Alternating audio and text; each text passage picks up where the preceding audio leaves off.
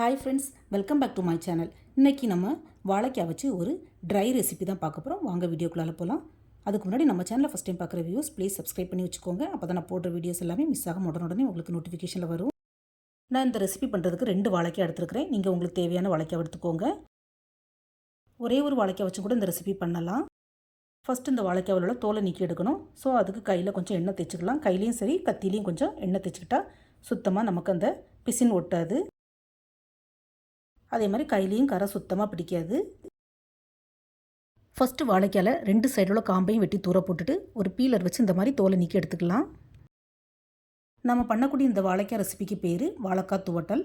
So இந்த மாதிரி cube ஷேப்பில் கட் பண்ணி எடுத்துக்கலாம். ஷேப் கொஞ்சம் நல்லா இருந்தால் இந்த துவட்டல் நல்லாயிருக்கும். எல்லா வாழைக்காயையும் இதே போல் டைஸ் மாதிரி கட் பண்ணி எடுத்துக்கலாம். வாழைக்காய், கத்திரிக்காய், சேனக்கிழங்குலாம் பார்த்திங்கன்னா நம்ம வாங்கி கட் பண்ண உடனே சமைச்சிடணும். அப்படி இல்லைன்னா கருத்து போகும். ஸோ காய் நறுக்கும்போது இந்த மாதிரி பாத்திரத்தில் கொஞ்சம் தண்ணி எடுத்து வச்சுக்கோங்க. நறுக்கின காயெல்லாம் அதில் போட்டு வச்சுட்டா சுத்தமாக கருத்து போகாது. கொஞ்சம் லேட்டாக நம்ம சமையல் பண்ணாலும் அப்போ நறுக்கின மாதிரி ஃப்ரெஷ்ஷாகவே இருக்கும். நறுக்கின வாழைக்காயெல்லாம் இந்த மாதிரி தண்ணியில் போட்டு வச்சுட்டு கேஸ் ஸ்டவ்வில் ஒரு கடாய் வச்சுக்கலாம். கடாயில் கொஞ்சமாக எண்ணெய் ஊற்றிக்கலாம். எண்ணெய் சுடணும். கொஞ்சமாக கடுகு ஆட் பண்ணிக்கலாம். கடுகு பொரிஞ்சதும் கொஞ்சமாக உளுந்தப்பருப்பு ஆட் பண்ணிக்கலாம். உளுந்தப்பருப்பு செவந்ததும் அதில் 1 ஸ்பூன் போல் துருவின தேங்காய் சேர்த்து அதை நல்லா வெதிப்பி விடணும். அதாவது தேங்காவை லைட்டாக வறுத்து விடணும்.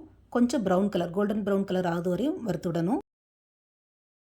இந்த வாழைக்காய் தோட்டலுக்கு தேங்காய் கண்டிப்பாக வறுத்து போடணும். இதுதான் ஒரு ஹைலைட்டுன்னே சொல்லலாம். ஸோ தேங்காவை ஸ்கிப் பண்ணாமல் கண்டிப்பாக சேர்த்துக்கோங்க ஃப்ரெண்ட்ஸ். தேங்காய் இந்த மாதிரி லைட்டாக சவந்ததும் கடைசியாக ஒரு கைப்பிடி அளவுக்கு கருவேப்பிலை போட்டு லைட்டாக பரட்டி விட்டுட்டு இதை தனியாக ஒரு பவுல் எடுத்து வச்சிடலாம். இப்போ அதே பேனை கேஸ் ஸ்டவ்வில் திரும்ப வச்சுக்கலாம்.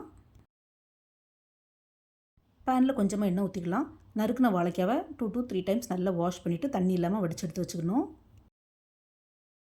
இப்போ இந்த எண்ணெயில் நம்ம நறுக்கின வாழைக்காவை சேர்த்துக்கலாம். வாழைக்காவை சேர்த்து லைட்டாக வதக்கி விடணும். வாழைக்காய் லைட்டாக வதங்கி இந்த மாதிரி கலர் டிரான்ஸ்பரண்ட் ஆனதும் கொஞ்சமாக ஒரு கைப்பிடி அளவுக்கு தண்ணியை தெளிச்சுக்கலாம். ஃப்ரெண்ட்ஸ், தண்ணி ஊற்றக்கூடாது. தண்ணி ஜஸ்ட் தெளிக்க தான் வேணும். ஏன்னா வாழைக்காய் சீக்கிரமாக குழஞ்சிரும். இந்த ரெசிபிக்கு வாழைக்காய் குழையக்கூடாது. ஸோ கொஞ்சமாக தண்ணி மட்டும் தெளிச்சுக்கோங்க. கூடவே தேவையான அளவு உப்பு, கொஞ்சமாக மஞ்சள் தூள், கொஞ்சமாக தனி மிளகாத்தூள் சேர்த்து நல்லா வதக்கி விட்டுக்கலாம். நம்ம தெளித்த தண்ணியே போதும். அதிலே வாழைக்காய் சூப்பராக வெந்துடும். பொடியெல்லாம் சேர்த்ததுக்கப்புறமா இந்த மாதிரி நல்லா மிக்ஸ் பண்ணி விட்டுக்கலாம். ஃப்ரெண்ட்ஸ், இந்த வாழைக்காய் தோட்டல் பண்ணுறதுக்கு தேவையான பொருட்கள் ரொம்பவே கம்மி தான். அதே மாதிரி 2 to 3 மினிட்ஸில் சீக்கிரமாகவே பண்ணிடலாம். டேஸ்ட்டும் செம்மையாக இருக்கும். இப்போ வாழைக்காய் நல்லா வெந்து ஆனால் குழையக்கூடாது. கொஞ்சம் கிறிஸ்பியாக வந்துடுச்சு. இந்த ஸ்டேஜில் நம்ம வறுத்து வச்சுருந்த தேங்காவை இதில் ஆட் பண்ணிக்கலாம். இந்த வறுத்த தேங்காயில் உள்ள எண்ணெயிலேயே வாழைக்காய் நல்லா கிறிஸ்பியாக முருகி வரும். ஸோ எக்ஸ்ட்ராவாக தேவைப்பட்டால் மட்டும் நீங்கள் எண்ணெய் சேர்த்துக்கோங்க ஃப்ரெண்ட்ஸ். வறுத்த தேங்காவை சேர்த்து நல்லா பிரட்டி விடணும். தேங்காய் வறுத்து சேர்த்துருக்கிறதுனால இந்த ஸ்டேஜில் நல்ல ஒரு ஸ்மெல் வரும். எங்கள் ஊர் நாகர்கோவிலில் கல்யாணம் வீட்டு பந்தியில் பார்த்திங்கன்னா வாழையில உப்புக்கு அடுத்தபடியாக இந்த வாழைக்காய் தோட்டல் தான் கண்டிப்பாக இருக்கும். ஆனால் ஷேப்பு கொஞ்சம் வித்தியாசமாக இருக்கும். ஏன்னா பிஞ்சு வாழைக்காவை போட்டு பண்ணுவாங்க சமையலுக்கு. அதனால ஷேப்பு கொஞ்சம் வித்தியாசமாக தான் இருக்கும். வாழைக்காய் எண்ணெயிலே இந்த மாதிரி முருகி நல்ல கிறிஸ்பியாக வந்ததுக்கப்புறமா கேஸ் ஆஃப் பண்ணிவிட்டு இதை அப்படியே ஒரு சர்விங் பவுலில் ட்ரான்ஸ்ஃபர் பண்ணிடலாம். இந்த வாழைக்காய் துவட்டல் பருப்பு, ரசம், சாம்பார் சாதத்துக்கு எல்லாம் செம காம்பினேஷனாக இருக்கும். இதை பார்த்ததோட விடாமல் நீங்களும் வீட்டில் கண்டிப்பாக ட்ரை பண்ணி பாருங்கள் ஃப்ரெண்ட்ஸ். இதே மாதிரி இன்ட்ரெஸ்டான யூனிக்கான ரெசிபிஸ் பார்க்குறதுக்கு SRV கலக்கல்ஸை சப்ஸ்கிரைப் பண்ணி வச்சுக்கோங்க. நான் ரீசெண்டாக எங்களோட மலேசியா விலாகையும் அப்லோட் பண்ணியிருக்கிறேன். செக் பண்ணாத வியூஸ் ப்ளீஸ் செக் பண்ணிக்கோங்க.